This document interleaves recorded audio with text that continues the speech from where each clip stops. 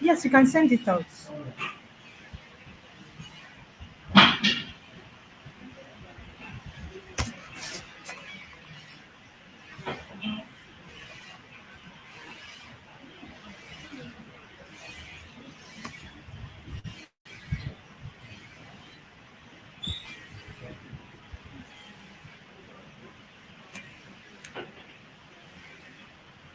Okay, so, Madam Stella.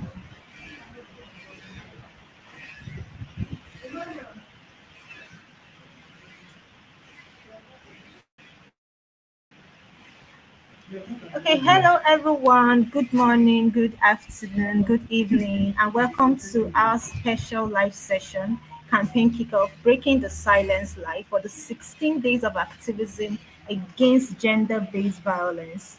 So today's theme is understanding gender-based violence, the myths, the realities, and how we can take action. As you join, please tell us in the chat where you are watching from. Today we have amazing speakers, two incredible guests with us today, and I'm going to go right ahead and introduce them. We have Stella Nebechi Eze, who is a gender-based violence advocate and a do grassroots development champion for the hashtag No to Gender-Based Violence project. Stella Nebechi Eze is a passionate gender-based violence advocate. Through her work with secondary schools across Enugu State, Stella is dedicated to raising awareness, inspiring young voices, and creating safer communities free from the threat of gender-based violence. So in these 16 days of activism campaign, she is joining us to share on-ground experiences and practical insights to help build safe spaces and strong voices both online and offline. Welcome, Madam Stella. Hello, Madam Stella, can you hear us?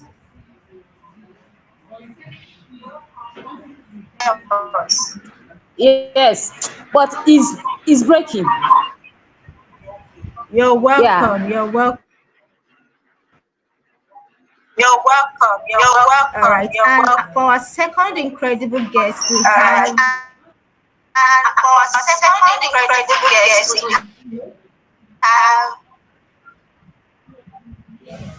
have Isioma Favor Opute. Isioma Favor Opute is a communications officer and have UNICEF your young favor of Putin.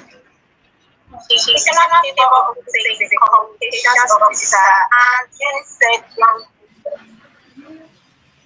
So Isioma Favor Pute is a communications officer and UNICEF Young Influencer using strategic storytelling to advance gender equality and end gender-based violence. Her work challenges harmful norms and amplifies the rights and safety of women and So children. she's She believes every woman deserves the freedom to become is a the best communications version of officer herself and without UNICEF fear young or officer storytelling limitation. to So advance welcome, gender-based welcome, violence.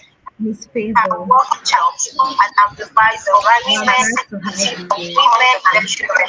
So going right Every ahead, this woman year, the United deserves the Nations freedom is to become. focusing strongly on Welcome, ending physical welcome. violence against women and girls, Favor. from cyber harassment to deepfake and identity theft. The United Technology is Nations creating new focuses dangers strongly for on many the women violence. facing silently. But Tonight, we're having cyber an important harassment conversation like about how to stay next safe, how to protect ourselves, and what we can do to make the tonight we will online protect space safer. ourselves and what we can So do to moving make on the to online our space first safer. speaker, who is So Madam moving on to Stella Nebetu. first She's speaker, going to be taking us through what really is gender-based violence and why does the 16 days matter. So Miss Stella, you have the floor.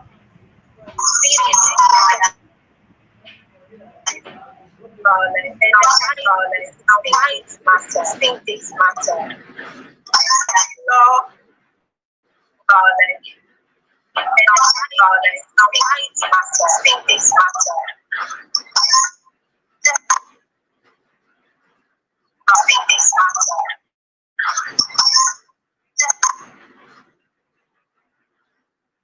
Think this matter. Madam Stella, can you hear us? Think this matter. Madam Stella, can you hear us? I heard you now. Madam Stella, can you hear us? Yes, I can hear you now. I can hear you now. Madam Stella, Yes, I can hear you now. can you hear us? Yes, I can hear you now. I can hear you now. Madam Stella, Yes, I hear you now. Madam Stella, Yes, yes, I can hear you now. I can hear you now.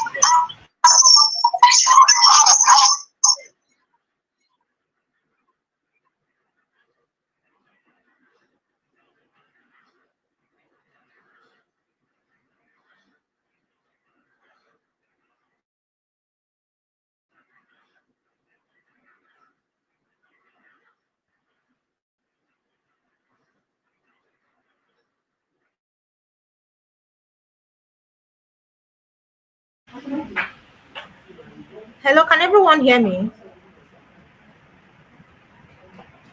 Yes, we can.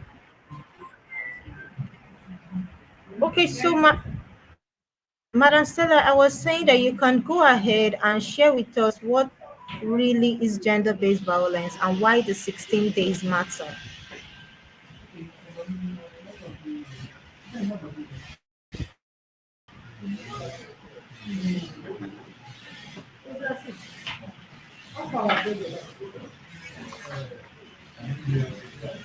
Hello, Madam Stella, can you hear me?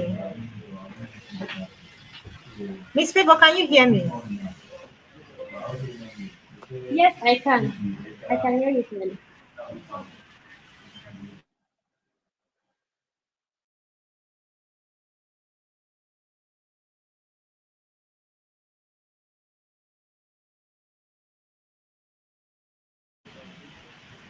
Yes, Miss Favor, can you hear me? Yes, I can hear you clearly. Hello, can you hear me? Then I think, yes, I can hear you. I think the problem is with Madam Stella.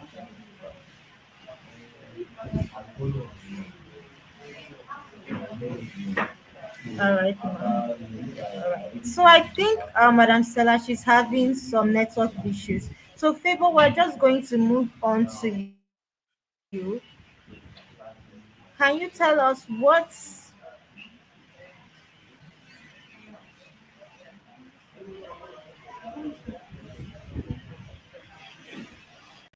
can you tell us about the global gender-based violence facts and the numbers while we wait for Madam Stella? Please go ahead and tell us about the global GBV facts and the numbers.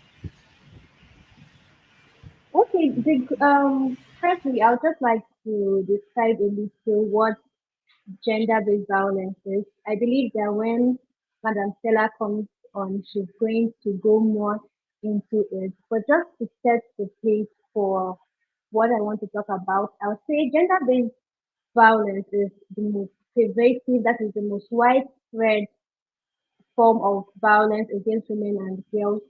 And it is a type of violence like any act or harm perpetrated against someone, against an individual. It could be physical, it could be sexual, it could be emotional, and it's perpetrated against a person because of their gender, that is the socially ascribed norm that has been predetermined in the society. So going to the facts and the numbers of the GBV, gender-based violence, I would like to start by saying that globally, about 1 in 3 women experience physical or sexual violence, and in some cases, it can actually be both. About 1 in 3 women experience gender-based violence. And when we hear this, and that is about 840 million, an estimate of 840 million women and girls in the world today experiencing gender-based violence, which could be physical, sexual, and it could even be both. And that is like one of the, it's actually alarming. That is actually alarming. So when we talk about these statistics, sometimes we have a tendency to feel like, oh, it feels so far away. But breaking it down, let's say we know 3 women. Out of those 3 women, that means at least one of them has experienced physical or sexual violence in her lifetime. So if you can just think about that, you can be able to grab, oh, this is really a serious matter, right? And then coming to Africa, the same statistics is about 1 in 3 women in Africa that have experienced um, gender-based violence, whether physical or sexual violence. 1 in 3 women in Africa have experienced that. Let's even take it to our home country here in Nigeria. I think about 2 or 3 weeks ago, right, we were talking about justice for Ochanya who died because of being molested by a cousin and an auntie's husband. So that's just like one of the case studies among the various different cases that we've had. Some are even unreported. Some of these cases do not come up on the media. They're not being carried out. Some are not even being reported. But this is one case that has been in the media for a long time, and we saw how, 7 years after, we are still shouting for justice, we are still crying out for justice for Ochania. So that is one of those, that's one of the, an example that we can relate to. But when we compare to the unreported cases, another example, and that's like sexual violence, right? Another example is that of the gospel musician Ma Osinachi, who died in 2022 as a result of physical violence from her husband, the injuries and all that. So it shows us that gender-based violence is not something distant or we think that it's so far away. It happens like all around us. It it just happens. We hear of cases of women being beaten by their husbands. We hear of cases of young girls being raped, even adults being raped, probably in cases of robbery and the like, being raped. So these are like part of it. So when we hear these statistics, it's good to know that it's not just some numbers that we put up together. These are real stories, real life experiences of women. The 1 in 3 women are those ladies that are around us. And then coming down to digital violence, because with the way the world is evolving right now, we are in a technological based world. We have moved to digital, almost everything is digital these days. We have online things, people order food, communicate online. We are even having this meeting where the online space, or not in a physical gathering, but we can actually do this online. Now, with this evolution, we've been able to evolve as the world, right? And this evolvement has also brought about um violence to even the online space, the digital space. So the digital space is not even free from violence. And according to Amnesty International, about 85% of women who spend their time online have witnessed online violence, witnessed digital violence. And 35% of these women have actually been the target of online violence. Now, this is not just one of those tasks. We can even begin to do the math right now. I have come across certain posts, like you go to the comment section and you are seeing some degrading insults on women. I don't know. I'm sure you must have come across it, right? Then so we've come across different kind of posts you see insulting women online, bringing some kind of statement, making statements about their bodies too. These are things that are very, very common. Or let's even talk about the ones that somebody just sends you an unsolicited picture of his private part. We've seen that a lot. You come across it, you may just be sitting on your own, scrolling through your phone, and then these pictures just pop into your phone, and you're wondering where is this coming from. This is one of the these are the realities, right? Talk about cyber stalking. Someone is monitoring your movements on your phone, and then you can just say a message. Oh, I know where you are right now. You are in so this place. These are some of the things that happen online.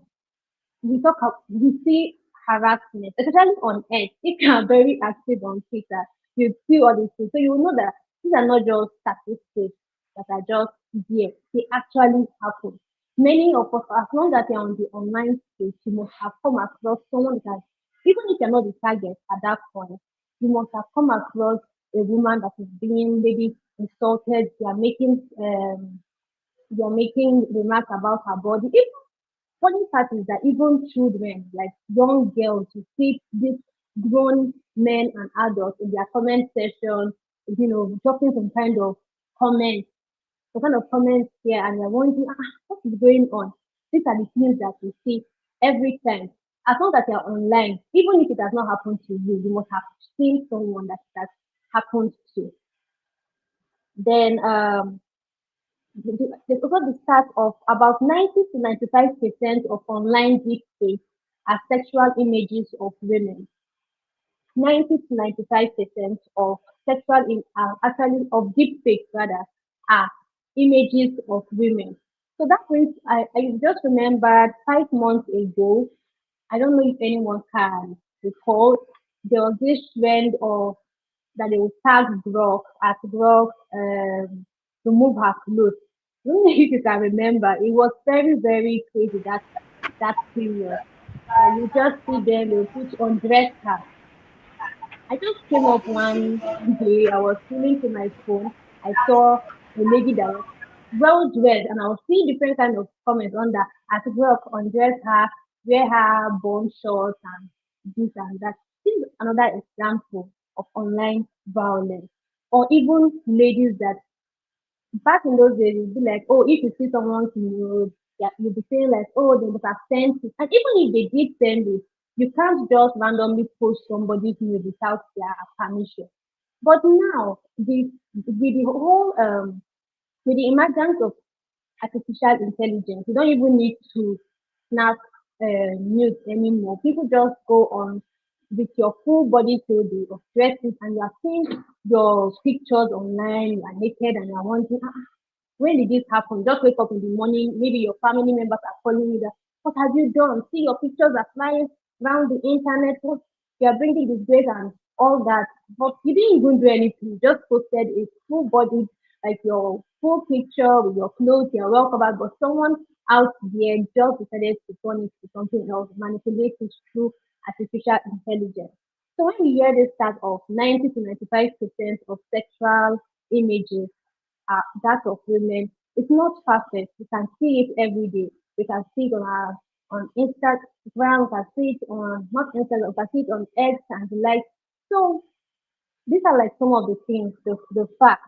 And then United Nations estimates that about 95% of aggressive behavior or harassment or abusive language is targeted at women in the online space. I've made mention of so many instances. Aggressive, you see people insulting women online in the comment section, talking a lot, harassment, lot of harassment, especially if you're a woman in even the political space. You see how these things come up every time, degrading the person's personality. Let's not even talk about the cases where people's personal information like their address are also revealed online, or just the phone number, and bringing about a lot of risk. Thank you so much, Jane.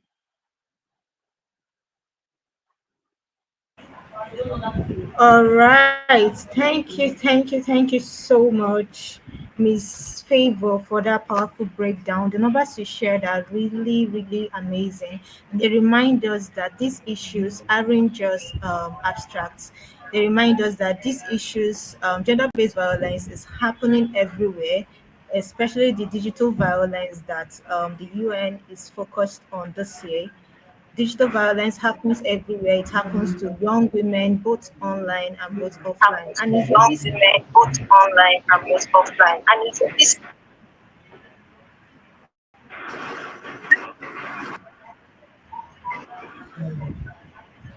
and it's really staggering to listen to those numbers and to hear about the statistics. But it's another thing to understand deeply how they shape our communities, how they shape our online space, and the mental well-being of women who are online.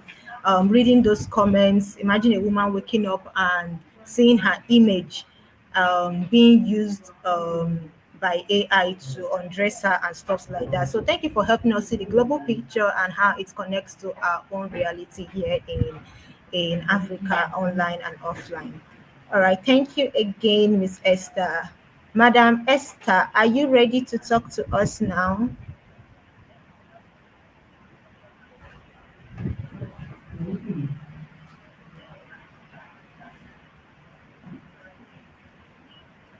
Madam Stella, are you ready? We can't hear you. You can unmute yourself. You are mute. Madam Stella, please go ahead. We can't hear you. Madam Okay. Stella, please go ahead. We can't hear you. All right. Can you hear me now? Okay. Yes, loud and clear. Good evening, Yes, loud everyone. and clear. Good evening, everyone. Once again, my name is Stella Eze. Thank you so much for this opportunity. So, on the discussion for today, we want to look at what is gender-based violence. Now, the definition of gender-based violence is so broad, but I'm just going to define it in a simpler way. So, gender-based violence refers to any form of abuse, harm, harassment, discrimination done to anyone just because of the person's gender, especially women and girls. You know, any harmful behavior, harmful attitude done to someone, just not for anything, just because of the person's gender. That is why they are inflicting pains on such a person. And to buttress further, in gender-based violence, we have different forms of gender-based violence. Let me start with physical violence. Physical violence involves beating, hitting, you know, all manner of injuries, inflicting injuries on someone just because of the person's gender. Now, take for instance, a woman complained that her husband used to flog her with a machete. And I began to ask myself, what is the purpose of a machete? Machete is one of farm implements that is used in our farm. But this is what a husband is using to do what? To flog his wife in the name that I married her, she is my wife, she is my property, I paid her price. Just because of this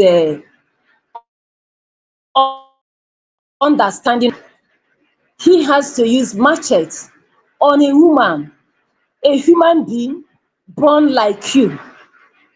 So these are those abuse that women face in their marriage. Now, a girl was living with someone, she takes care of two children. One of them eats very well, the other one doesn't eat much. So the one that eats very well, she will dish out much food, then the other one little. A day came when it escaped her mind. She switched those food. This time around, a woman, the grandmother of the madam she's staying with, came and asked her, what did you do? She quickly corrected, but the woman entered the kitchen, brought her kitchen knife, and was using it to cut the little girl. This time around, this is a woman, but why I brought this issue is because it's still because she's a girl. Because a boy at that her age, that grandma cannot attempt that, because she knows if she does that, that boy will revenge back. So e still boil down on what? On gender, because of whom she is. This physical violence is much. Another lady got married 3 months. She began to call home. I'm facing domestic violence. The parents said, no, please endure, stay. What shall we say? Just barely 3 months after your marriage. What are we going to tell the society? What are we going to tell our kinsmen? Then a day came. The husband was pursuing her. She ran and ran and ran and ran inside the kitchen. He picked the kitchen knife, threw it at her. She dodged. And had it been she didn't dodge, she said it would get to her spinal cord. So since everyone around her was not understanding her, everybody was just about the reputation of the family, she said she blocked everyone and packed out. And that was how he survived in that marriage. That is physical violence. Now let's go down to sexual violence. In sexual violence, we talk about rape, we talk about trafficking, we talk about forced prostitution. Now you can see that the number of rape is increasing in the society. And when all these young boys, when you ask them, they say women are their problems, that they wear skimpy clothes, they wear revealing clothes that shows, every contours of their body. But now we've seen cases of rape of toddler. I say toddler, children that are still wearing pampers. What features have they developed that will attract a man? In fact, in a particular yard, a woman has a child, the child will always cry. Then a guy in the compound will just carry the child, take the child inside, and the child will stop crying. And the mother will be happy. She goes about her chores. It continued until one day she said, let me know, how is this guy taking care of my child that I'm not able? My dear, when she peeped through the window, what she saw, she has never seen. She shouted, almost fainted. Can I shock you? Can I tell you what happened? That guy was abusing the little child sexually. So on hearing the shout of that woman, he came out of the house, left, and never came back again. We talk about child trafficking amongst sexual violence. You see children from ages 12 to 16 being used as sex hawkers. They are underaged, and they will treat them, and they will expose them to early sex. Now, one of them grew up and said she's not going to marry. Why? Because of the hate she has developed on the opposite sex, the way they handled her when she was still a child. So these are the abuses that we face in the societies. Now, this physical violence and sexual violence is so common. Let me go down to emotional and psychological violence. These two, I call them silent killer. Do you know why they are silent killer? It involves their emotion. In psychological and emotion, they use threats, intimidation, scolding. That is this culture of silence. If you speak, I will kill you. And with that, the victim is in fear. She cannot speak. because she's even afraid. If I tell this my neighbor, after telling my neighbor and my neighbor confronts the people that I'm living with, will that neighbor accept me back? So these are the things that many children are facing in the family. Now, I met a lady. She said she's having a running stomach. I asked her, what did you eat? She says she finished her prayer between 1 and 2 a.m. She prepared the food and ate. I now asked, so early? Do you eat that early? I said, okay, it's normal. Some families are like that. Like that. She told me she's used to that. That she was living with her madam, that is her normal time of eating during her stay with her madam. She does all the chores till around 1 a.m. She will now pick up the leftover foods in the plates and she'll start to eat. She says in the morning she wakes up, just carry her food and eat without warming because her system is already used to it. She said, I only warm my food just to make it not to sour, not for any other thing, not for my health. She said she was standing on a bus stop one day with a woman and her child. The woman gave that child a knock. She stopped and scolded the woman. The woman looked at her and said, is this child not my child? Is that child your child? She said, she dropped her load and said, madam, if you try it, I'll fight you. The woman just looked at her, crossed the other road. Did you know why she acted like that? She said that woman that she was living with, she wears ring on all her fingers and she will use it on her, giving her a knock. She said up till now, even as she has grown up, those headache comes and goes. So that is the reason. Immediately she saw that, she remembered her experience and she reacted. A lot of her story. This woman can't even buy on this for her. The woman that is very fat, we bring out her used underwear and give it to little child. The little child will just fold it by the side and wear it to school. And when she gets to the school, her friends will be laughing at her and say, all these bumps we are seeing in your body, what is it for? She says she will go back, she'll just tie them in two places and sew them and cut it off.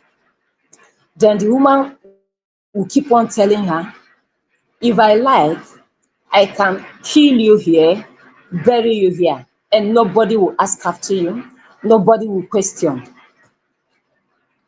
And I asked her, is it true? She said, yes. And she's an orphan. I say, wow, that is why she's treating you like that. Now, when has being an orphan been an offense in this our society? That she's an orphan, does it mean that she doesn't have her own rights again? In fact, if I should go on and on, but let me just stop on this one and move on to economic violence. Now, in terms of economic violence, women cannot access funds. You can see a lady, a working class lady, as soon as she entered the marriage, she stops work. Not willingly, but she is forced to do that because of her marriage. Is either your marriage or your work.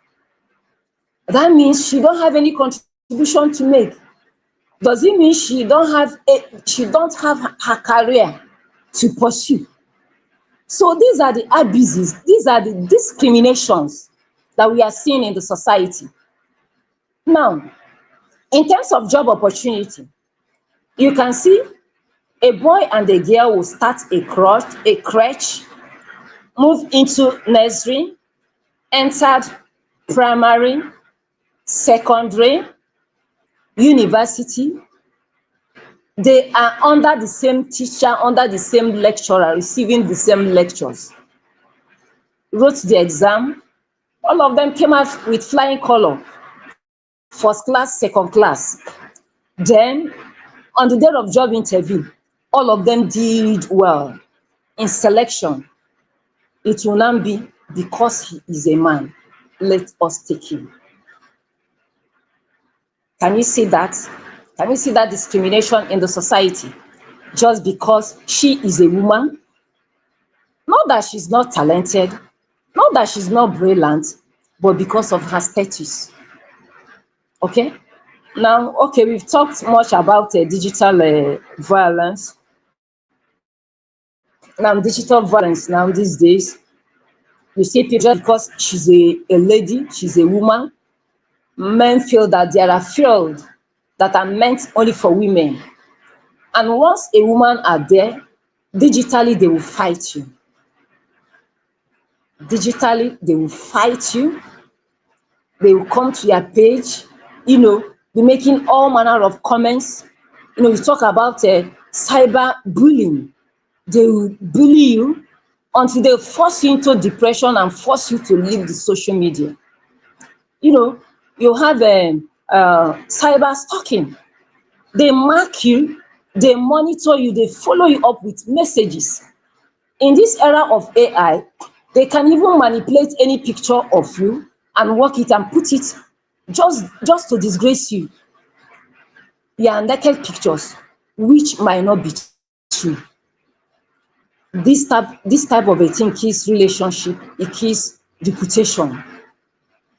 It endangers the one's health emotionally. You see the person being what? Going back to her shell. So these are the abuses that women and girls passes through in the society.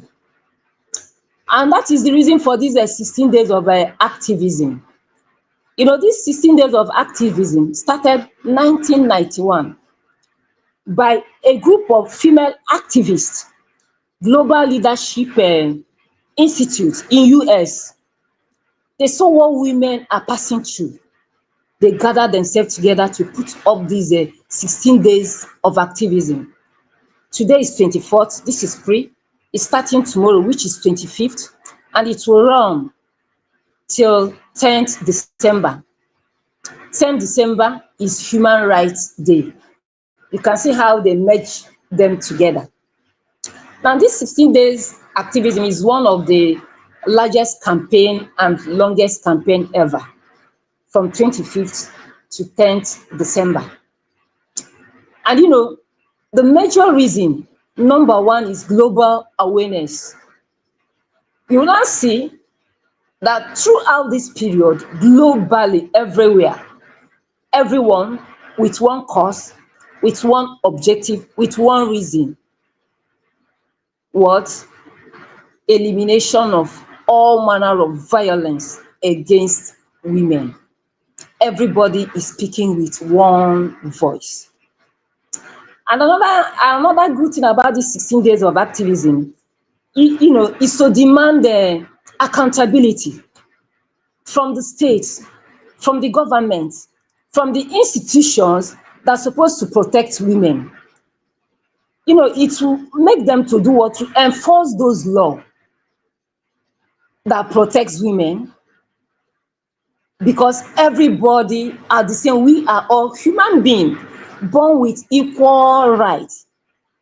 So as we are doing this campaign, as we are creating this awareness, that is why you brought us to create this awareness, to create this campaign. They are hearing our voices. So anywhere there is lack in the law that is strengthening this violence against women, they will look into it and implement it. Another one, it helps in education. You can see within this period, people will go to the local places. Let me tell you, this gender-based violence is rooted in what? In our society, because of what? Our custom, our tradition, even from the religious organization. There are people that, even as they are hearing what I'm saying, they don't believe that what I'm saying is an abuse. They don't believe it's discrimination. They don't believe it's harm. Why? That is how they grew up. They grew up to know the society to be like that. They grew up to know that this is how women ought to behave. This is how women ought to be treated. Imagine there was a time I was teaching in school. A little boy in the nursery, you know, he just moving together with the opposite sex. Then the teacher will now look up and say, the way you people are moving, when you grow up, you marry each other. Do you know the response of that child? Ah, if I marry her, I will beat her and beat her the way my daddy used to beat my mommy. So someone coming from this toxic home, it takes reorientation, it takes education, to bring the mind of that child back, that that is an abuse, that a man is not supposed to lay his hand on a woman. And another thing for these 16 days of activism is to support survivors. You support them. Some survivors, they will come and tell their stories. You will help them. And you tell girls that their voice still matters, their voice still counts, that the society still loves them, no matter what is going on.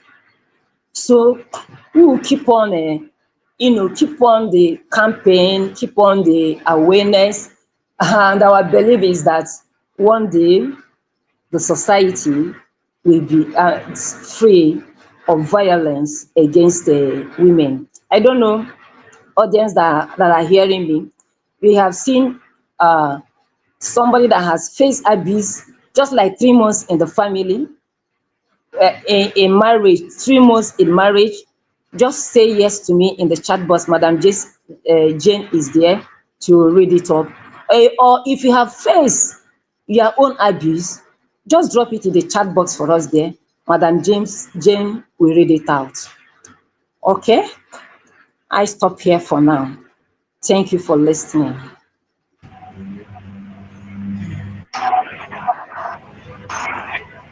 All right. Thank you so much for breaking this down so clearly, Madam Stella. Like your examples have really helped us to see the full picture and what GBV looks like in everyday life. So you talked about economic violence, how a working woman can be told to choose between her marriage and her career, economic violence, physical violence, you buttressed on psychological violence, and even economic control. All these, yeah, like you said, economic control and economic and psychological violence are silent killers, and we couldn't agree with you more.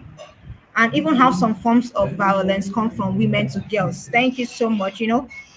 When we talk about gender-based violence, a lot of us, our mind only goes to when a man or a guy abuses the female gender. But from our conversation today, I'm sure our viewers and even I also have come to also understand and to see the variety of gender-based violence. It could also come from women to girls and vice versa. So these aren't just issues that are far. Thank you for bringing them home and letting us know that these things are happening in our society. And also, thank you for that session on enlightening us on the origin of this campaign, which is to create demand accountability from governments, from institutions. And this particular campaign is unite to end digital violence against women and girls. So the UN, we're joining hands with the UN to demand that the tech institutions, what are they doing to protect the online spaces?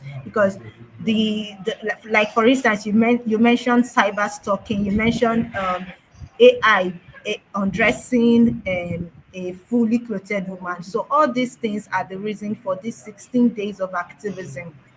Having this conversation reminds us why the 16 days of activism matters.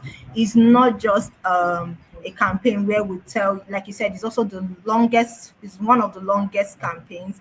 We're supposed to use it to protect women and girls.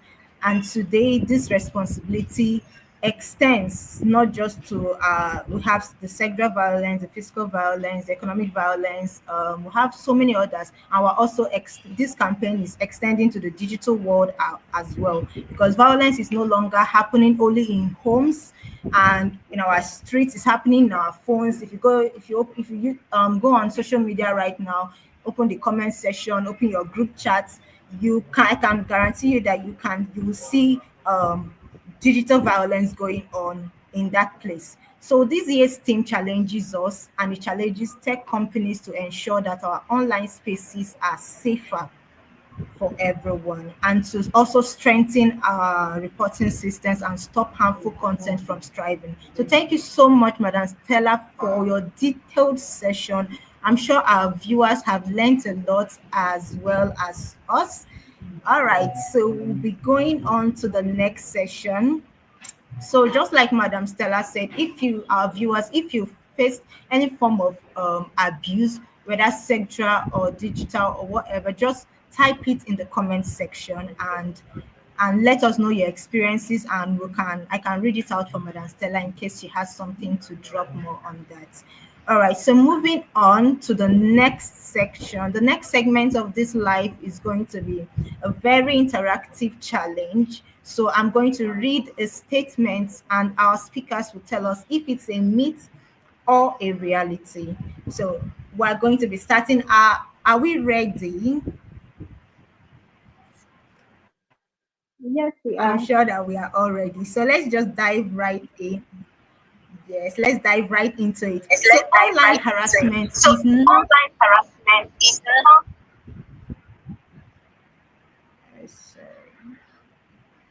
online harassment is not as serious as physical violence. Is this a myth or a reality?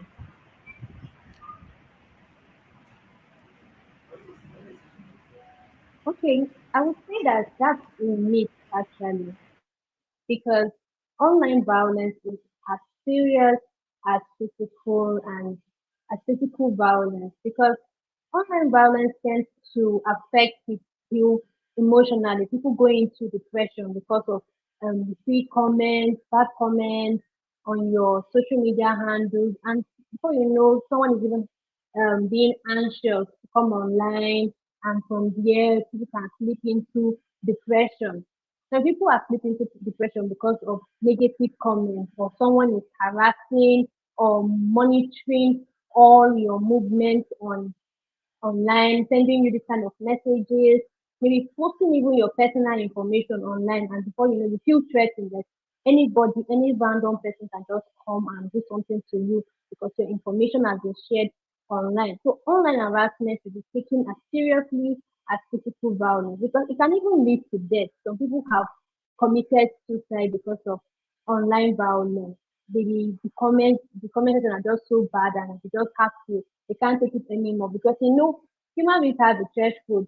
The emotion, your mindset, the emotions can just be high, and in that case can hurt themselves. And let's even go down to the fact that online violence can also even generate into physical violence. We've heard of cases whereby maybe people met online, because it's also a form of online violence. It's not just about maybe dropping comments or stalking. Some people can actually, you can meet someone online, and then it's a friendship, it's built over there, and then physical meetings, the person could even be killed or kidnapped due, and this all generated from what? The online space. I think in 2012, there was the case of Miss Cynthia Udoka, who was actually a business person. I think she was also a rising actress. I'm not so sure on that. But she met some guys on Facebook and was doing business. They were talking about business. Oh, you can come down to Lagos. We have where you can check out our stores and everything. We can show you where you can get goods for your business. And then she came down to Lagos, and lo and behold, it wasn't as thought. She was kidnapped, she was raped, she was beaten, her hands were tied, and at the end of the day, she ended up dying. This all started from online, and it generated into the physical, where she was sexually molested, she was sexually violated, she was also physically violated, which resulted to her death. So online violence is as serious as physical violence and even sexual harassment, and it shouldn't be taken lightly. Thank you so much, Miss Favor, for that. For what you just said. Like I like what you said that online violence is as serious as physical and sexual violence. And you gave an example about the lady. We all heard the story.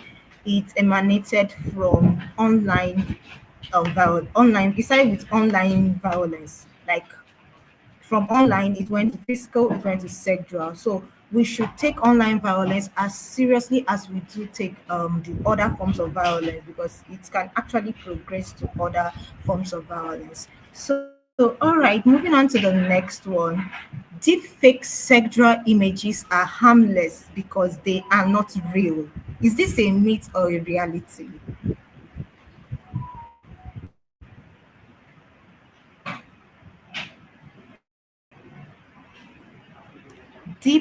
I'll go again. Deep fake sexual images are harmless because they are not real. Deep fake AI, that's AI generated sexual images, are harmless because they are not real. So is this a myth or a reality? Anyone can go ahead and answer. One can go ahead and answer. Okay, please come again. Come again. Let me hear you. Madam Okay. Jane, please repeat the Yes, I can. question. Okay. Yes, I can.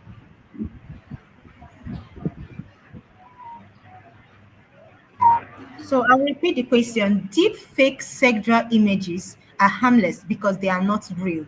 Deep fake AI sexual images are harmless because they are not real. Is this a myth or a reality? Myth or a reality? Okay. AI generated sexual image, they are still harmful because sometimes you cannot differentiate between AI image and the real image of a person. So they does the same harm. Whether generated with AI, whether your normal picture, it is still an abuse. It still ruin your reputation because all those AI generated image, if it is a naked one, they will make sure it is the face of the person that they are targeting that they will use, just to ruin the person's reputation. And once such image is being displayed in the social media, you discover that the person will just withdraw.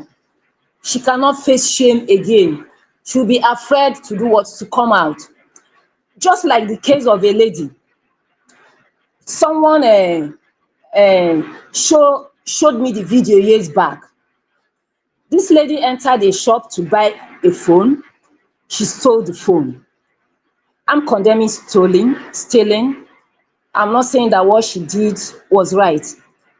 But what I was hearing from the camera, they naked the girl, opened her up and carried her all over the market and said, why should a woman steal?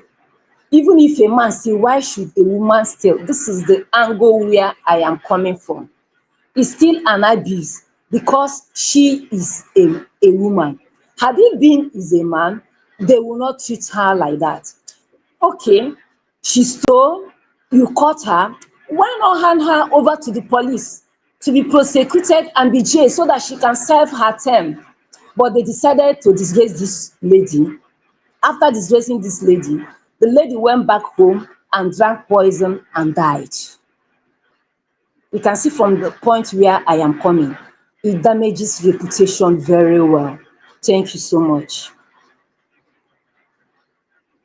All right, that's right, Madam Stella. AI generated images is also a form of abuse and is very harmful. So we'll be going on to the next one, which is if abuse happens online, you can just block the person and move on. So is this a myth or a reality? Okay, to answer that, I'll say that's a myth. It's not as easy as just blocking the Yeah, person. just block. Let's um, Let's let's talk about the fact that sometimes you block them and somehow they find their way, they could create another account and they are back again and the cycle continues. So it's not as easy as just block and close the chapter. It doesn't end there. Some they create multiple accounts just, particularly when it comes to cyber stalking, just to frustrate that person or to cause that emotional distress. It doesn't end with just blocking. So um, online violence does not end with blocking the individual. There are a lot of steps that you also have to take. For instance, you have to also protect your digital space, like by doing your two-factor authentication rather. You have to do that. It goes beyond that. You even have to also report to the appropriate authorities too, because most of these things do not end with just blocking. Once you block, they can easily find their way back, maybe by creating multiple accounts, having another profile. Even if you report them and let's say they are banned from that social network, sometimes you see the cases that these people go on, they create another account. They could even use a fake name or fake profile, but they are back into your DM again. So online violence doesn't end with just blocking the individual. It's not as simple as that. So I'm just going to end there. That's correct. That's correct. Just like Miss Favor said, online online abuse, you can't just block the person and move on. It can escalate and it can follow the victims across platforms, and it requires support for a person to actually move on from being abused online after being abused online. So we're going to we'll have a couple more, but I think we'll just take two more and we'll move on to the next segment of this life. And we also have some questions in the comment section. But before we go into the questions, I'll just take about two more of this myth versus reality session. So, sharing someone's private pictures without consent is not gender-based violence. Is this a myth or a reality?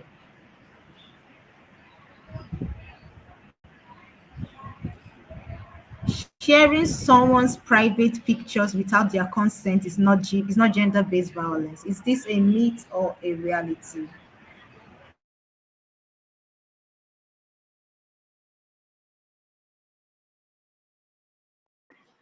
The consent of the person was not sought. Before someone should share your picture, that person has to seek for your consent. You have to be in agreement. And I don't think there is any sane human being that would like her nude pictures to go into what? Into the social medias. Even those that do it for business, it is for a certain app, not for all the app. It's for a special app. We know about blue film. If you want to, that one is different. But sharing somebody's nude picture automatically without her consent, automatically you want to ruin the person, you want to tarnish her image, you want to ruin her reputation, you want to murder her, you want to push her out, you want to silence her, you want to take away her way power. Because once someone's silence has been seen, nakedness has been seen, she felt that we have seen everything about her, what remained. Just like the previous example I gave, the lady that drank poison and died. So it is a reality.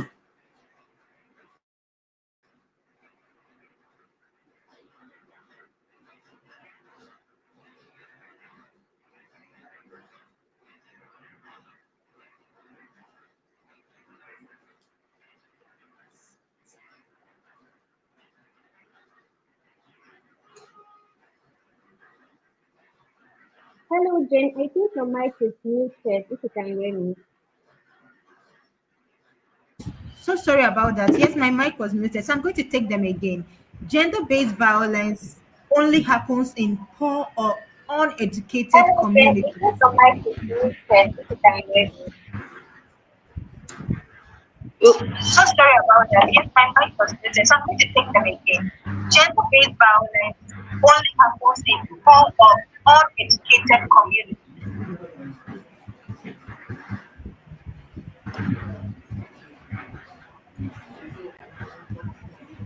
Can you hear me? Yes, I can. Yeah. Okay, to answer that, Should I take gender-based it violence is again? I got the question. You said gender-based violence only happens in poor communities, right?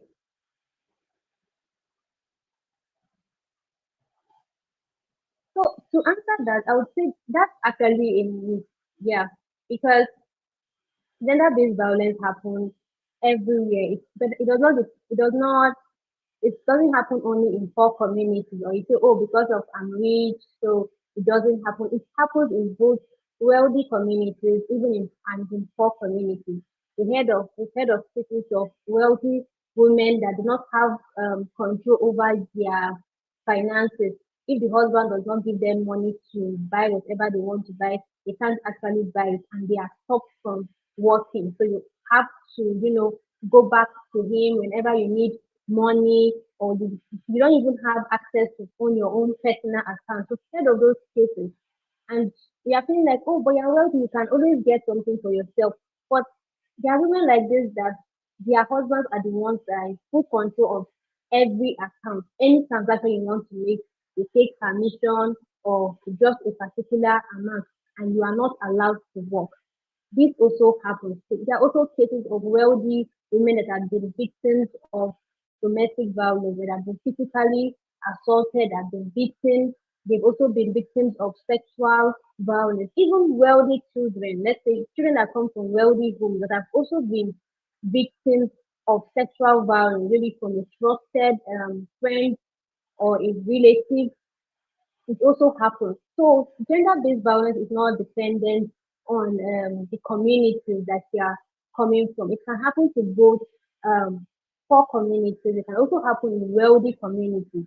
It's just that with the inequalities, let's say in in a poor community, the chances are like really, really high, or I wouldn't say are really high, but I would say that the inequality makes it just widens the gap more, because you can also know of cases of, let's say, ladies that are poor, coming from poor communities, and then they have to children are hawking on the street, and then they are more susceptible to sexual violence on the street. So this poverty can actually heighten this whole chances, but it doesn't mean that wealthy communities do not experience gender-based violence. It happens all over.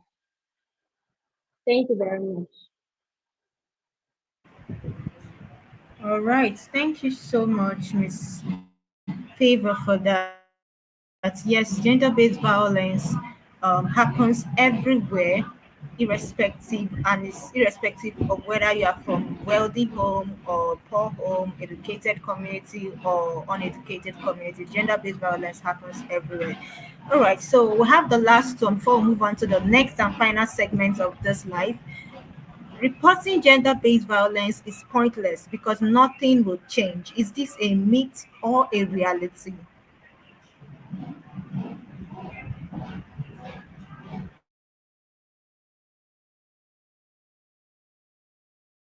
because we are doing the campaign, we are creating awareness, and it is working.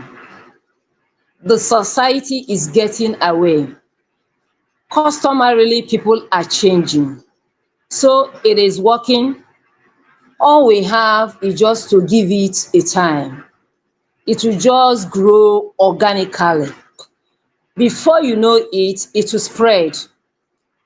And it will just be like when you see a guy abusing a woman, the fellow guy will respond and say, don't you know that this is an abuse? Because of the level of awareness that he has gotten. So uh, it's a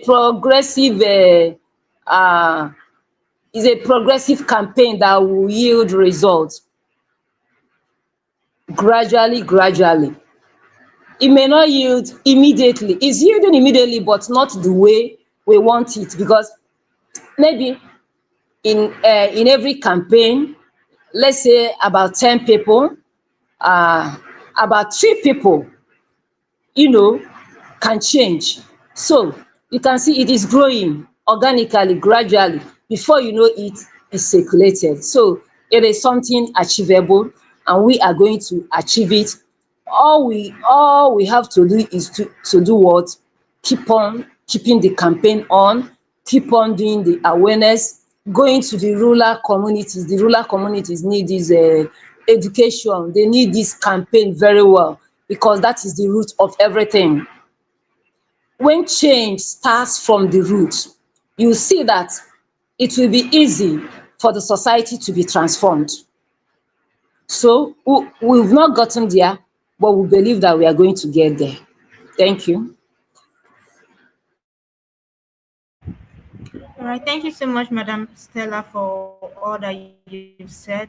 Yeah, that is the reason for the 16 days of activism. We're driving change, creating awareness, one action, one with our voice, one action at a time, and one voice at a time. And like we said, reporting gender-based violence is not pointless. I would also like to use a case study of the girl Ochanya that was her case was broadcasted everywhere.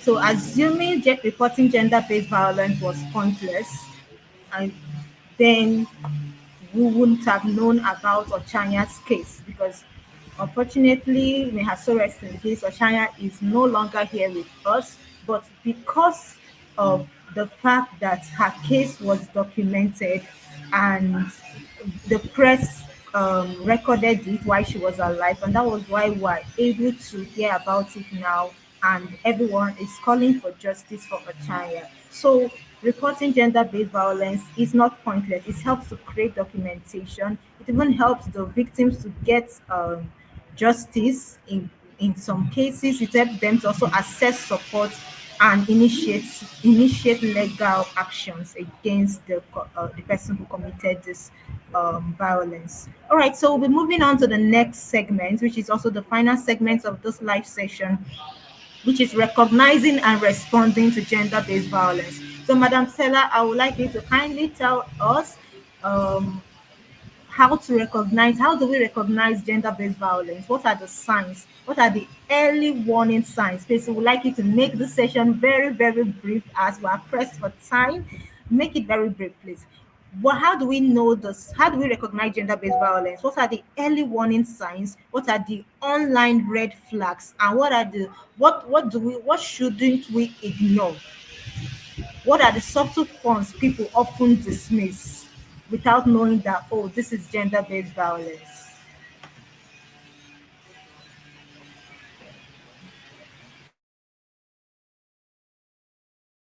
When you see someone with unexplained wound, bruises, cuts all over, and wearing a long cloth to cover up, or having a red eye, wearing a dark goggle to cover up, or wearing a face cap just to cover up, these are the signs of abuse, physical gender-based violence. That is one of the easy way, because those are physical violence, you can picture them easily.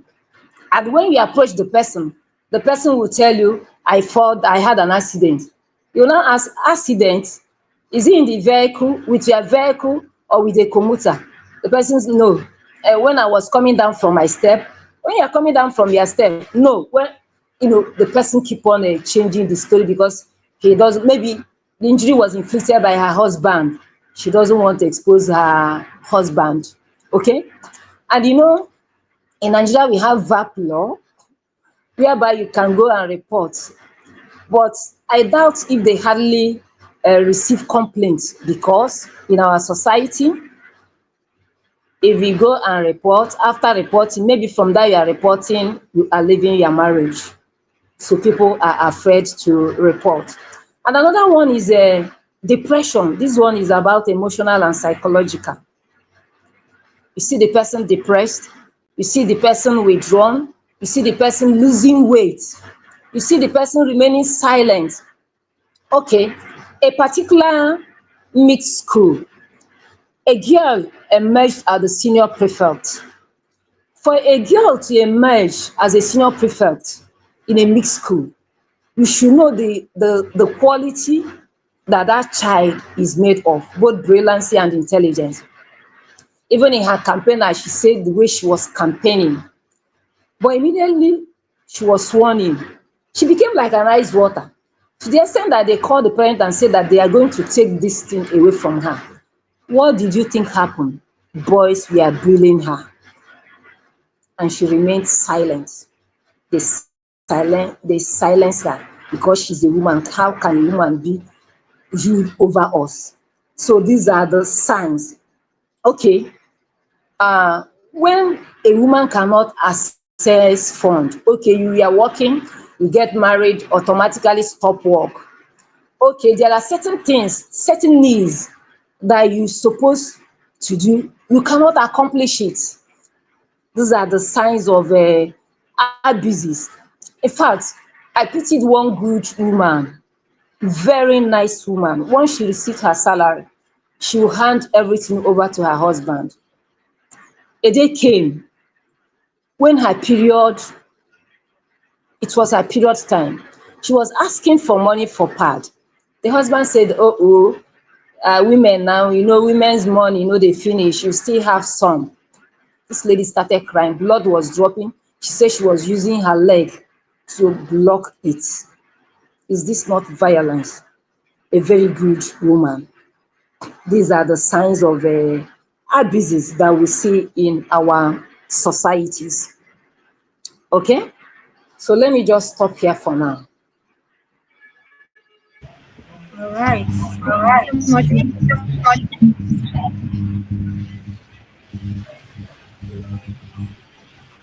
Thank you so much, Madam Stella. So uh, you mentioned a couple of things, which are the signs, including depression, when a woman or a lady is overly silent. Like you mentioned, you cited the example of the secondary school girl. Then also depression and silence are good signs of gender-based violence. So we're moving on to the to Miss Favor, the next segment. Responding to gender-based violence, what do we do? What do you do if you experience gender-based violence? You also be mentioning how do you support a friend? What are the reporting channels? What are the actionable steps? Miss Favor, please, you have the floor. All right. Thank you so much for that question. So, what do you do when you experience gender-based violence? So, let's say if in the case of physical violence, the first thing to do is to ensure immediate safety.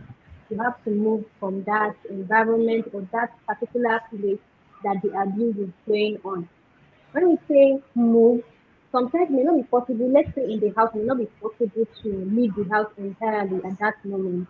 But if there's an empty room in that house, you can just stay and, you know, close the door, just lock the door so that you are out of that environment where the violence is taking place. So that's one thing you can do when it comes to physical violence. Then when it comes to sexual violence, let's say a lady has just been raped, for instance, has experienced sexual violence, what you can do at that moment, in as much as I know that the feelings there can be like you can feel dirty and just want to wash it off, with water and let everything just go. But at this point, it's advisable that you don't wash anything, you don't wash off at that moment. Just make sure that you go to a hospital or a sexual assault referral center. There are a couple of sexual assault referral centers in Nigeria. So when you go there, they're going to give you an emergency PEP for HIV prevention, and they're also going to help you with emergency contraception because you don't want to get pregnant from such a traumatizing stuff. So that's another thing that happens when you go to the sexual assault referral center.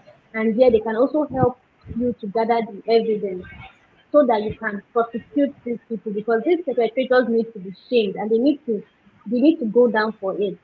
So once this happens, at the sexual assault referral center, they help, like I said, they help with emergency contraception plans. They help for to check to test you if there's any sexually transmitted infections due to this sexual violence. They also help to collect forensic evidence that can be used to prosecute these people in the future. That can be used to prosecute them if you want to take up the action in court.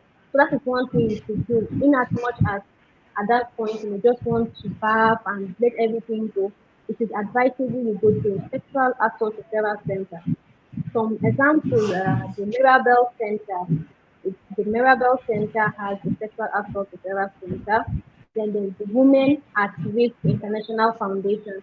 They have a sexual assault center. You can also report to the police station. Each police station has a gender desk, and the officers in this gender desk are actually trained to handle cases like sexual assault. So at this point, you can also report to this gender desk and then take it up from here. So it's very, very important to gather evidence because you know the kind of society that we live in, and before it becomes the war against the abuser, it's good to have your evidence that is documented. Hence, it's very good for you to go to that sexual assault referral center and to report to the police gender unit. They're going to help. And I think for our viewers watching, you can check out for GBV hotlines. The Mirabel Center has a GBV hotline. Even the federal government, in collaboration with the United Nations Spotlight Initiative, they have a GBV hotline that you can easily call. For instance, the Mirabel hotline is for free, so you can put across a call across to them once you've experienced gender-based violence, and they would take it up from here. So that's one thing that um, that have experienced either physical or sexual violence can do to report and to document your evidence also at that point. And then in case of online abuse, what you can do at that moment, first thing is for you to block and to report them. For instance, in platforms like Facebook and Instagram, there are in-app safety places that you can actually report that, oh, this account has been doing some kind of stuff, and then they are going to help you to block it and you can take up actions against it.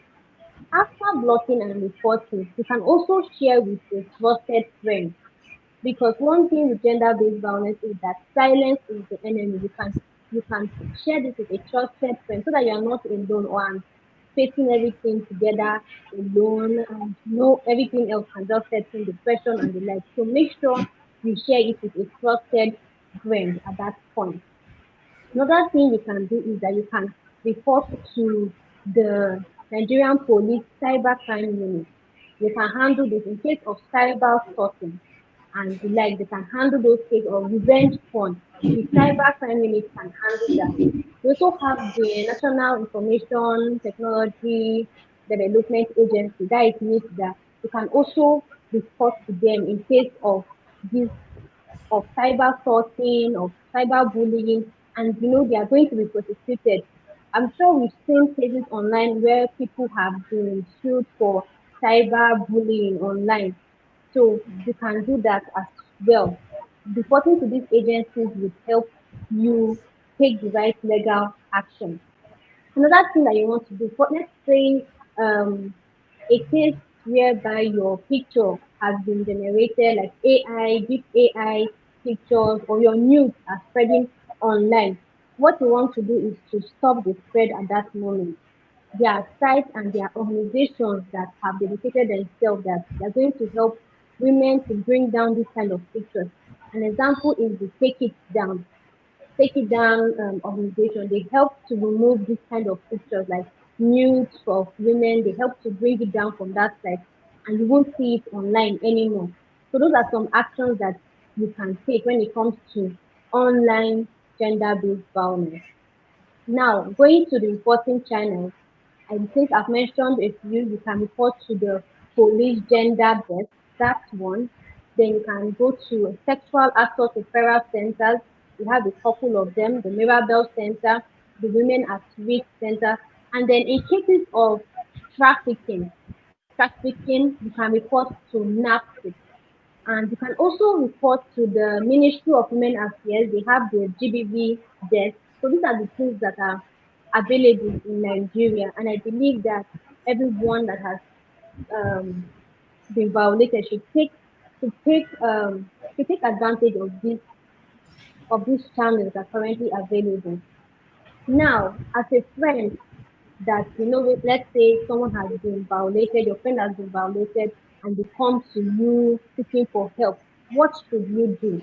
Because many times when these things happen, they're just at loss of words, you don't know what to do, you're scared, let me not do something that's going to be adding to the pain instead of comforting. The first thing you want to do is that you have to show the survivor that you believe them. This is not the time to start asking, are you sure this really happened? Are you sure you're not imagining it? Or maybe you are just over exaggerating or you are dramatizing everything. Or maybe you misunderstood it. It was not what wanted to happen, but the way you approached it was wrong and the like. This is not the time for that. You want to show this survivor that you believe them. So you assure them that you believe them and you listen. What you want to do at this point is to listen to that survival, listen to the story. And when it comes to listening, this is not the time you want to start asking, putting your police skills, interrogation skills. So what happens next?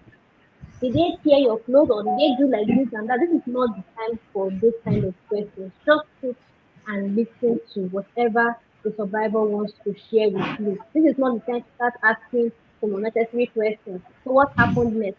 Tell me in detail. What are you going to do after that? So at this point, what you want to do is just listen to them, be a listening ear and assure them that you are there with them. Not coming to pressurize them for details, like you're writing a press release or something on that. So just show them that you are with them, assure them, listen to them. Then after listening to them, you can bring up the solutions. I've talked about some sexual assault referral centers in case of sexual violence. You can gently tell them this is what is available. Do you want to go on with something like this in case you'd like to report? You can just gently let them know. And one thing I want to state is that you should know that the final decision lies with the survivor. This is not the time to start telling them, you have to report it by all means. If I were you, I would do this. If I were you, I would do that. You have to know that the final decision lies with the survivor. It is not the time to start pushing them to do whatever you want them to do.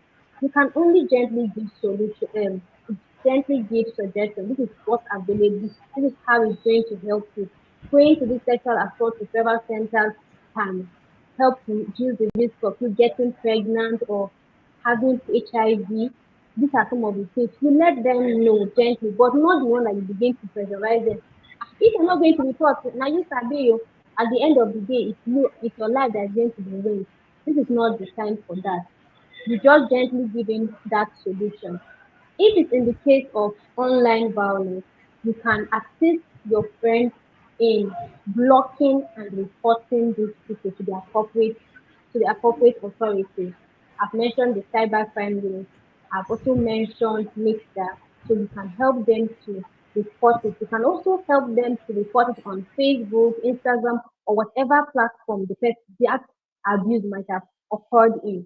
So that's one thing that you can do in the case of online violence. Help them to block it. If it's the pictures that have been generated, you can help them to look for ways like going to the Take It Down website to help so that they can help in taking down such pictures on the internet.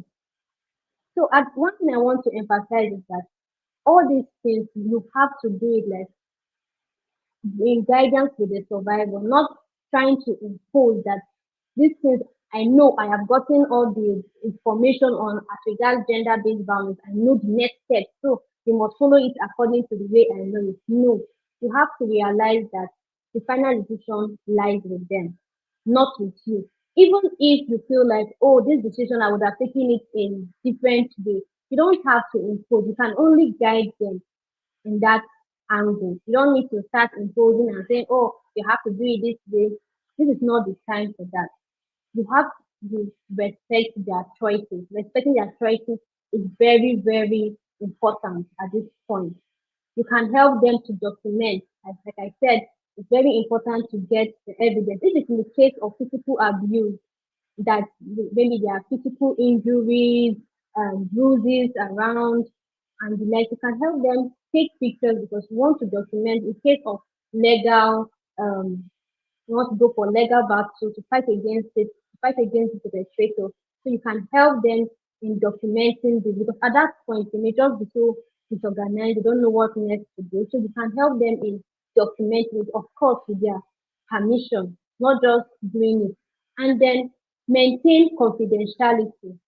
You've gotten the fact that this person has been abused, has been violated, either physical violence, sexual violence, or online violence. This is not the time to begin to post pictures on Instagram or on Facebook saying, oh, this person has just been violated and the like. No, you have to do everything in respect of the survivor. Ask, you can't just share their pictures or whatever they, you can't just share their details online. Maintain confidentiality rather. Maintain that is very, very important. You don't want to start spreading things that would end up hurting them. So that's another thing that you can do. Encourage them to seek professional help too. So I think I've covered many of it. I don't know if there's anything I'm missing out on.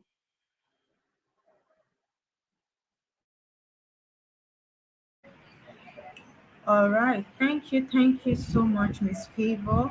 You've basically covered everything. Like you mentioned, the centers that survivors can go to for helps. I also mentioned the police and many other organizations um, that many other gender-based violence organizations that have been set up in Nigeria and across also. All right, so thank you so much for that wonderful session. So we'll just be going, at least with everyone have learned about what gender-based violence is, the numbers, the myths, and the reality. So all we'll just move into the prevention part. So we also have online the prevention segment. We also have in today's world a lot of violence don't just start physically, it starts online. So I'll be sharing a few tips that are prevention that are for prevention alone. So for instance, online, don't share personal details with strangers. You should use strong passwords and always activate two-factor authentication. I know like I said, this year's theme is surrounded around digital violence. I know many of us, many people that are watching this live, some people don't have their two-factor authentication turned on. It's very important to use strong password, and it's also very important to at least visit your password. So persons, the password they've been using 6 months ago, 1 year ago, is still the same password they're using now. It's important to revisit your password every 3 months, every 6 months, so to check them and set a new one. We also have do not click suspicious links. This is for preventing digital violence. If someone sends you a link on social media, it's very important that you do not click that link. Okay. Then also, if for some of us, you can always set your social media accounts to private. Now that is for the online prevention. Do not share personal details with strangers. Very important. Do not share your address. Do not share, there are so many sensitive details you shouldn't share with strangers online. Then we also have for being a digital citizenship, it means being responsible online. Before you post, before you drop a comment on someone's page, before you forward a post, make sure, ask yourself, is this post true? What I'm about to type, is it true? Is it kind? Is it necessary? Must it be said by me? In fact, must it be said at all? So all those things makes us to be better citizens and to help prevent bullying, cyber bullying, gossip and shaming and all those. Then for physical violence, encountering physical violence, one of the ways you can help prevent physical violence is documenting it, recording details. If it's safe, you can record details, but don't share them public. You can record details and take them to the right enforcement right agencies to do something about it. You could also call someone for help if you are seeing physical violence take place. You can call someone who can help, a teacher, a friend. You can also help. You can also distract. Probably try to change the subject so that it doesn't escalate into some. Then you can also speak up if it's safe. You can speak up if someone next to you is about to experience physical violence and it's safe. You can speak up. You can talk to the abuser. Hey, this isn't right. So this is how we can all prevent gender-based violence in our community. Then also learn to shut down harmful conversations, learn to say no, oh, this is not okay. if you go, if they are talking about women, they're talking about the nude. Don't just stand there and say, "Oh, it does not concern me. This person is not related to me." No, you have to learn to shut down harmful conversations, especially sexual jokes, and also have bullying online. Use your voice, speak up. This isn't okay. Then also supporting survivors. Ms. Favor has mentioned several ways on how we can support survivors. When you see someone who has experienced gender-based violence or is about to experience gender-based, that's not the time to ask them to start asking them amazing questions like why why are you sure this is true? Why didn't you leave your marriage or stuff like that? No, that is not the time. The first thing, like Miss Favor said, is believe them, then encourage them to seek help, okay, from professionals and from people who can help them. All right, that's all for the prevention segment. I can't see Madam Stella in the live. I think she's having issues with her network. So before we close, I want to quickly highlight that Do Take Action has a project. It's called hashtag Never Again, hashtag No to Gender-Based Violence project, which is a one-day awareness initiative which happens nationwide. There are four ways you can take action. You are someone who's watching us from whichever country you're watching us from, and you want to know how do I take action against gender-based violence. How do the first step, of course, during the 16 days of activism, make sure to go to our Instagram page, do underscore take action to join the campaign. There are several ways you can join the campaign. You can choose to execute a community project, and that is where the Do Take Action hashtag Never Again project comes in. You can choose to host a one-day workshop in your community. For instance, you can choose to host a one-day workshop in your community to educate, create awareness about gender-based violence in all its forms, so that people can be aware, and we can also challenge the culture that makes victims to stay silent. Then you can another way you can take action if you are watching us, aside from executing a community project, is to speak up. You can use your voice to advocate and raise awareness, like we are doing. You don't need to wait for us to send out a link to life. You can create your own life. Use your voice to advocate, to raise awareness against gender-based violence. Because some persons may not even be aware that what they are committing is an offense, is a crime, because they've been raised in such homes. So you can use your voice to advocate and raise awareness. And the bigger we do, the more all of us come together to raise awareness, the faster we're going to end gender-based violence, both online and offline. Then another step you can take is to create and innovate. You could use design videos if you're a graphic designer, if you're a video editor, if you're a tech solutionist. You can create solutions to help create solutions, create content to create awareness for gender-based violence. And also, the last way you can take action through Do Take Action is to donate and fund change makers. So we have several grassroots development champions who are taking action in their communities to fight against gender-based violence. So you can decide, oh, I may not have the time to go and execute a community project. I may not even have the platform to make the kind of impact that I want to make, to advocate for against gender-based violence. So you can decide, oh, I want to donate and I want to fund change makers who are already doing so in their community. I want to support this work. So what you can do is you could click on the link on the comment section. I dropped a link to our Do Take Action gender-based website. You can click on that link to choose which of these you want to do, execute a community project, and so on. All right, thank you so much, everyone, for staying with us through this session and watching this live to this point. I'm not going to invite our speakers to share a final word, one message that they want everyone to live with today. I know we've said so much, so our speakers just kindly share one final word you have for everyone to live with today. All right. Thank you very much for this opportunity. If there's one word I would like to leave our speakers with is that gender-based violence is something that we must stand against with all our might. we should never condone it in our society. Whenever you see it, you speak up against it. Even if you are a bystander, it doesn't have to happen to you. Please speak up and stand against it. That's the only way that we can end it. Make sure you shame the perpetrators. I always say that make sure you shame the perpetrators. The victims should not be the ones that are shamed. The perpetrators should be the ones that are shamed. Thank you very much.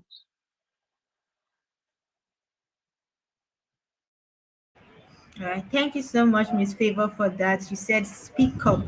Speak up. I like what she said. Speak up. So the next, Madam Stella, did you hear what I said? I said you can share your final word for us. What do you have to say to everyone who's watching this live? What's your final words?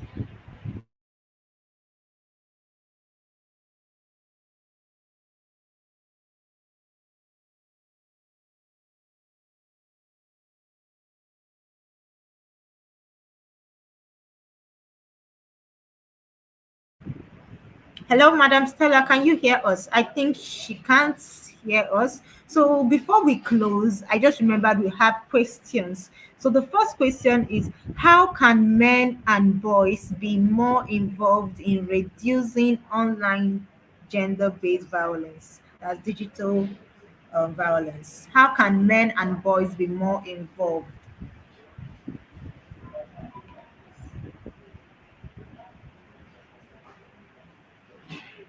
Men and boys can be more involved in ending digital violence.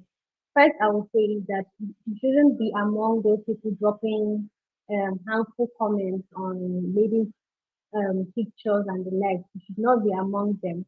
That is one thing. And secondly, once you see it online, like you can see some guys just talking, seeing a lot of comments and the like. This is the time that you step in.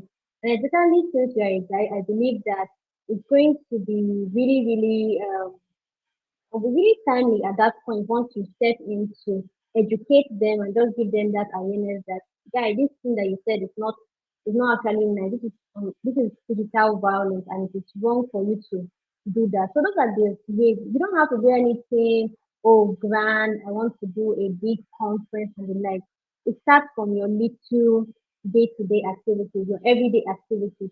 It could even be from maybe you're sitting down with your guy, your friend, and he wants to drop one comment. The way this lady body is like this, and you're just sitting down next to him. You can just tell him at that point that you see this thing that you want to write, it's not nice and you shouldn't do it. So that they know that as long as they're around you, no one is committing online violence. You can speak up at that point. So if there's one way that you can do it is that do not condone it around you. Once you see it, you speak up, you raise awareness on it. That is a very simple way that you can start. If later on you want to post conferences and the like, of course you can do that. I'm just saying you can start from your everyday actions, like from chat, the Facebook comments, those Instagram comments. You can start from there. Thank you very much. I hope I was able to answer that for you.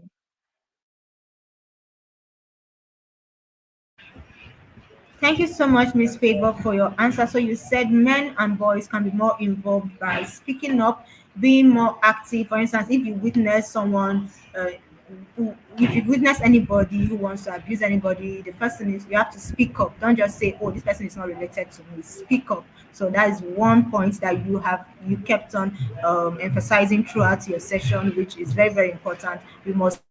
speaking up. Of this life is breaking the silence. So we must start speaking up, and not just for the victims alone.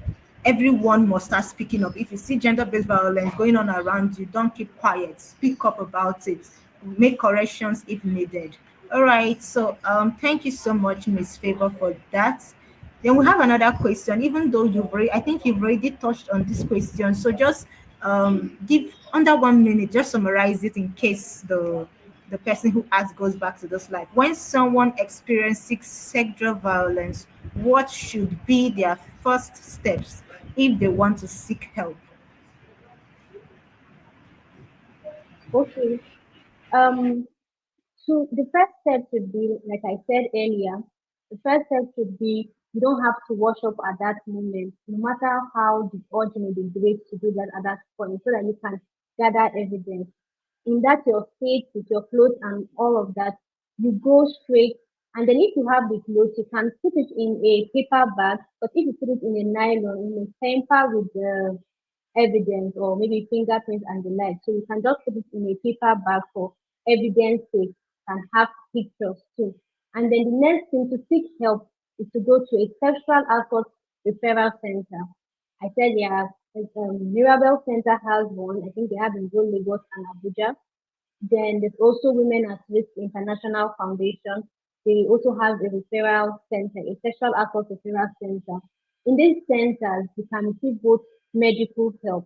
They can help you with emergency contraception plans, check for sexually transmitted infections in case that happens by the way. They can also help you for HIV prevention at that at that point. So if you want to seek both medical, psychological help in sexual assault referral centers, they also have people that are trained. They can help you psychologically. So that is the first step I would say. The most important thing is that you go with your evidence and you go to the sexual assault referral center. The medical, the psychological help that you need is definitely going to be there. Thank you very much.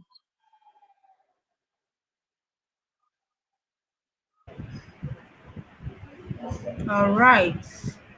Thank you so much for that amazing answer. So, Madam Stella is not here anymore to give us her final word. So we'll be closing the live now. Thank you once again to our amazing speakers. Thank you, Miss Favor, for joining us, for sharing from your abundance of knowledge and experience to in this live session. And to everyone watching, thank you for staying with us up until this moment. Let's continue the conversation beyond today. Let's keep learning, let's keep advocating, and let's keep taking action. And the campaign continues. It hasn't ended. Always, you can go to our Instagram page, do underscore take action, to take part in the 16 days of activism campaign. My name is Jane, and it's been a pleasure hosting this. Bye. See you in the next one.